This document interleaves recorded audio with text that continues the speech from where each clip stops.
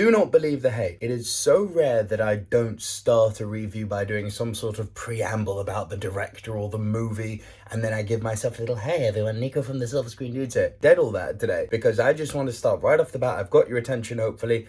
Do not believe the negativity and hate that has gone into this film. All things, of course, being subjective. I just want to share my thoughts on Argylle because I think, frankly, it's such a barrel of fun, and it's the type of film that should be supported by all of you film goers and movie lovers. The intro of the movie worried me inherently. You've got Henry Cavill in this club, in this bar, chatting up Dua Lipa in a terrible suit and an even worse crop top. And that's interesting coming from someone who rocks a ponytail. And I'm looking at it going, this is over the top, this is naff, this is cheesy.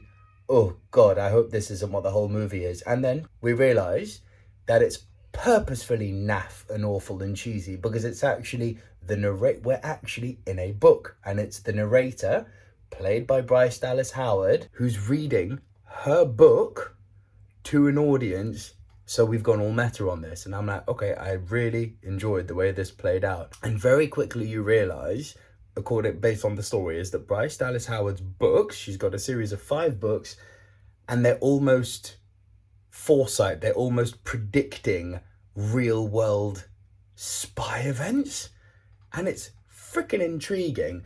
And this is Matthew Vaughn back to his absolute best. I'm a big Matthew Vaughn fan. Kick-Ass, I loved. The first Kingsman, had quite a bit of fun with. Kingsman 2 had no time for. Kick-Ass 2 had no time for. He is somewhat hit and miss. At the centre of this wonderful, not slapstick, but kind of tongue-in-cheek meta spy espionage, the 2 central characters of Bryce Dallas Howard and Sam Rockwell are so good, so brilliant at keeping the story and pacing moving forward, and pair that with the snappy writing and larger-than-life set pieces, a brilliant ensemble of supporting characters, notably with the likes of Samuel L. Jackson, Bryan Cranston, John Cena, Henry Cavill. Very rarely now do double A movies get made. You know, when I say double A, I don't mean big tentpole summer blockbuster. It seems that we're split now, isn't it? Like, we've got the big tentpole Marvels and Star Wars and DCs and James Bonds, the big IPs, and then at the other end you've got the little indie darlings, the Oscar bait. There's very little wiggle room in between now. Things like Bullet Train that came out last year would fall into this category, and this very much falls into this category as well.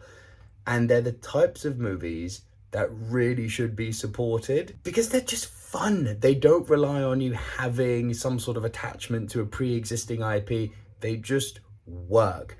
And this movie is a shining example of that. Now, I'll address the negativity that some people have had online and give my take on that. The one thing is it mismarketed? Yes.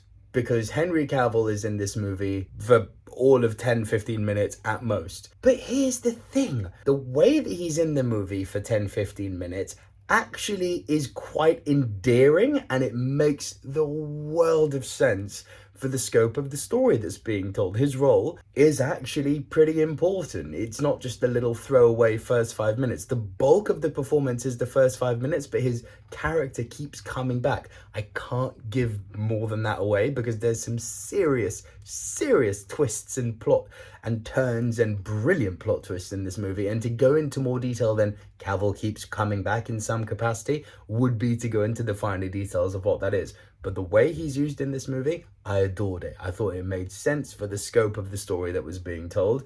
Should they have presented the trailer in a slightly different way? Yes. Should they have maybe not put him front and center on the marketing posters? Yes. Because I think a lot of people might go into this movie thinking, I'm going to see a Henry Cavill movie. You're not. You're absolutely not. But he is in it and he's great. The other negative I can pull on in this movie is that at 2 hours, 20 minutes long, This was too long. A huge amount of that I attribute to the third act, which, while not poor, was just action set piece after action set piece after action set piece.